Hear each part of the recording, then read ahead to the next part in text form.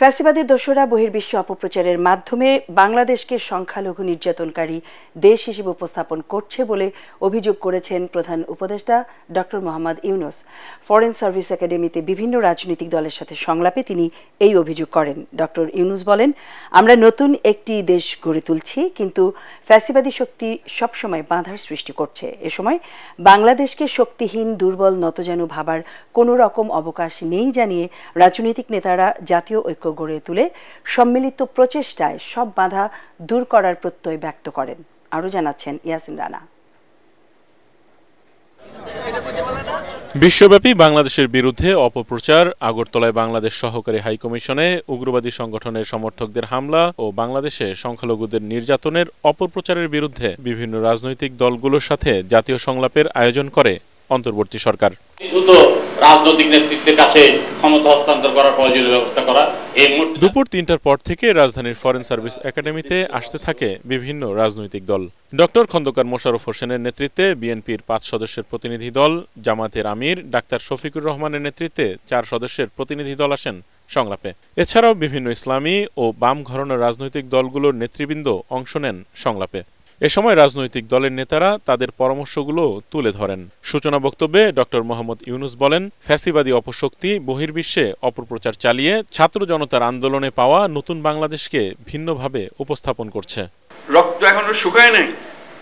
আমাদের দেয়ালে দেয়ালে যে লেখাগুলো আছে আসা যাওয়ার পথে রোজ পড়েন, সেগুলো মুছে যায় না, এখনো ডক ডক করছে এগুলো। এখনো যত ষড়যন্ত্র করুক, যত অপপ্রচার করুক, যত কিছুই করুক, আমাদের থেকে এটা ছিনিয়ে নিতে পারবে না। আমরা লড়াই করব। আমরা শুধু হাস্যকর যে প্রচেষ্টাগুলো হচ্ছে সেগুলো তুলে ধরার জন্য আপনাদেরকে আহ্বান জানিয়েছি। এলো ভিশন মুশকিল আসান অফার। যে কোনো ব্র্যান্ডের পুরনো ফ্রিজ নিয়ে চলে আসুন ভিশন শোরুমে আর নিয়ে যান নতুন ভিশন ফ্রিজ 20% পর্যন্ত ছাড়। এ সময় সংকট নিরসন ও সার্বভৌমত্ব রক্ষায় সকল রাজনৈতিক দলের সহযোগিতা কামনা করেন প্রধান উপদেষ্টা। যেভাবে আপনারা এই 5ই আগস্টের পর থেকে একত্র হয়ে চলেছেন, সেই একতা এখনো ঐক্য, সেই মজবুত ঐক্য রয়ে গেছে এবং থাকবে, সেটা আমরা জনগণকে জানিয়ে দিলাম আজকে। সবাইকে যেন জানি, সবার মনে আবার সন্দেহ আসছে কি হচ্ছে জানি না, এটা একত্র হয়ে বসাতে এই ছবিটা শুধু যদি দেখে মানুষের মনে আবার বর্ষা জাগবে। আমরা তো বলে যাইনি, আমরা তো এই জাতি এই মজবুত অবস্থাতে আমরা এখনো আছি। সংলাপ শেষে আইন উপদেষ্টা ডক্টর আসিফ নজরুল বলেন, সার্বভৌমত্ব রক্ষায় আমরা সবাই একমত ও ঐক্যবদ্ধ। আমাদেরকে আর শক্তিহীন, দুর্বল, নতজানু ভাবার কোনো রকম কোনো অবকাশ নাই। যে কোনো ধরনের অপপ্রচারণা এবং উস্কানির বিরুদ্ধে আমরা ঐক্যবদ্ধ থাকব। আলোচনার বিষয়ে বিএনপির স্থায়ী কমিটির সদস্য ডক্টর খন্দকার মোশাররফ হোসেন বলেন, জাতীয় স্বার্থে ঐকমত্য চেয়েছে বিএনপি। নির্বাচনী রোডম্যাপ প্রকাশ হলে কেউ আর ষড়যন্ত্র করার সাহস পাবে না বলেও মন্তব্য করেন তিনি। গত পতিত সরকার আজকে বিদেশে গিয়ে ষড়যন্ত্র করছে এবং বিদেশের যে সকল দেশ সেই পতিত সরকারের, ফ্যাসিস্ট সরকারের সহযোগিতা করছে, তাদের বিরুদ্ধে সকলে কিন্তু ঐক্যমত প্রকাশ করেছে।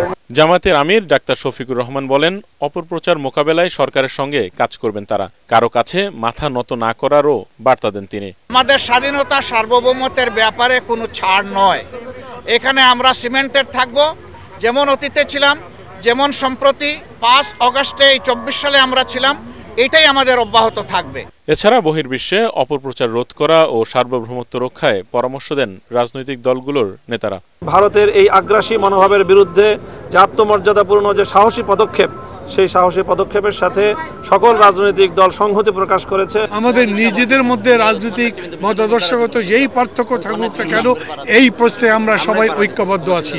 একটা ন্যাশনাল পলিটিক্যাল কাউন্সিল কিংবা জাতীয় রাজনৈতিক কাউন্সিল গঠন করা হোক দেশের সকল স্টেক হোল্ডারদের নিয়ে, যাতে করে সরকার বাংলাদেশে জাতীয় ঐক্যের ভিত্তিতে রাজনৈতিক উত্তরণের পর্ব, সেই পর্ব পাড়ি দিতে পারে। ভারত আমাদের সাথে একটা বন্ধুত্বপূর্ণ সম্পর্ক এগিয়ে নিতে চায়।